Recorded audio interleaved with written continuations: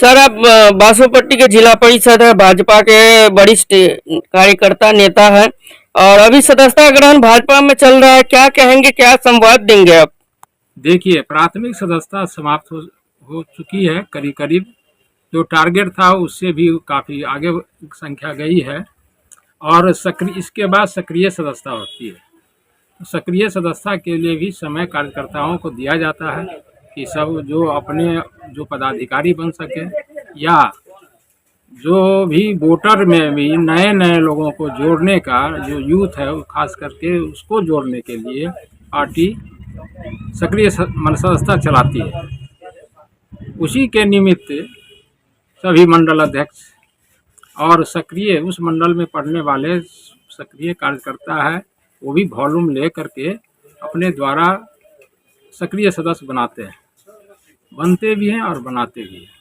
कि अभी झारखंड में जो एनडीए की हो रही है, क्या कहेंगे उसमें?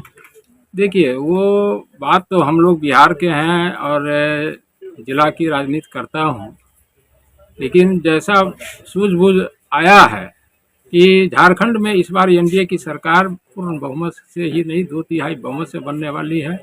इसलिए कि आज से ही नहीं, जिस समय में झारखंड बिहार में था तो उसी समय से जो वहाँ पर पिछड़े समाज, दलित, महादलित समाज से जुड़े हुए थे, आदिवासी थे, उस क्षेत्र में जा कर के भारतीय जनता पार्टी का अनुसांगिक क्षेत्र है, राष्ट्रीय स्वयंसेवक संघ का जो अनुसांगिक क्षेत्र है, सेवा प्रकल्प चलता है, वो चलाते हुए आ रहे हैं। वहाँ की जनता तो नज़दीक से देखती है कि कहता कौन है और कल्याण की बात करता कौन है।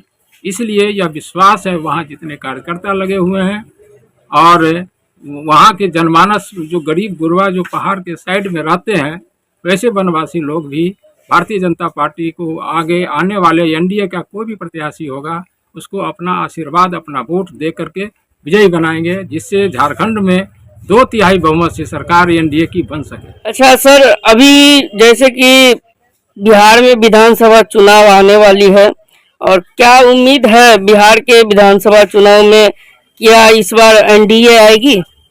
निश्चित रूप से बिहार में भी एनडीए की सरकार आने ही वाली है। जनता देख रही है कि कौन विकास का काम किया है। आज बिहार में जो भी विकास का काम दिख रहा है वो एनडीए के कार्यकाल से ही दिख रहा है। इसलिए जनता तो अब बूझ चुकी है कि केंद्र में जिसकी सरकार है उसको ही राज्य में भी बनाएंगे, तभी विकास डबल इंजन की सरकार के साथ विकास करेगी। और अभी भी जैसे मुख्यमंत्री नीतीश कुमार जी जैसे कभी इधर जाते हैं कभी उधर जाते हैं, क्या लगता है इस बार टिकेंगे? देखिए, ये विषय थोड़ा ऊपर का है, इस पर मैं ज़्यादा नहीं कहूँगा। अभी जो भारतीय जनता पार्टी जो निर्णय की है कि नीतीश जी के अगुवाई में ही बिहार में एनडीए की सरकार चुनाव में जाएगी, तो इससे यह लगता है कि नीतीश जी पूरी निष्ठा के साथ कई बार मंच पर कह भी चुके हैं कि मैं पूरी मजबूती के साथ एनडीए में हूं और रहूंगा। अच्छा, अब आने वाली दिवाली, भाई दूज और छठ महापर्व जैसे कि बिहार में मनाया जाता है, क्या कहेंगे बिहार के जनता को, मधुबनी की जनता को, आप अपने जिला परिषद क्षेत्र के जनता को क्या कहना चाहेंगे, संदेश देखिए, देंगे? अपने समाज में जो भी पर्व होता है वो भारत की संस्कृति से जुड़ा हुआ होता है। भारत में जितने भी राज्य हैं सबकी संस्कृति से जुड़ा हुआ होता है। तो यह एक साइंस भी कहता है, साइंटिफिक है। और इसमें सबसे बड़ी ताज्जुब की यह बात लगती है कि छठ महापर्व जिसको बिहार की जनता कहते हैं और मनाते भी हैं उस रूप से, इसमें कि बिना पुरोहित का और इतनी निष्ठा, इतनी श्रद्धा के साथ दूसरा कोई पर्व नहीं होता है बिहार में जितना छठ होता है।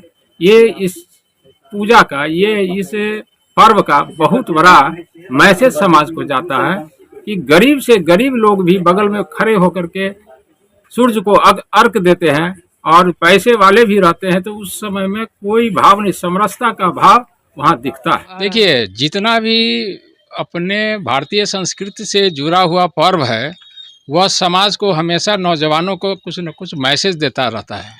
पर्व की धारणा ही ऐसी है या जो हम लोग मनाते हैं उस पर भारतीय जनता पार्टी तो एक राजनीतिक दल है, लेकिन यहाँ इस चीज़ को देखने वाले लोग ये समझते हैं कि कोई भी पर्व होता है तो वह साइंटिफिक होता है, साइंस पर आधारित होता है, और जिसको संस्कृति से जोड़ करके नौजवान यहाँ पर माँ बहनें उसको मनाता है। जैसे दीपावली का पर्व है, या दीपावली का पर्व भी एक संदेश देता है, और छठ मैया का पर्व, छठ के पर्व के बारे में भारत की संस्कृति से जुड़ा हुआ जितना भी परिवार है वह छठ मनाता है।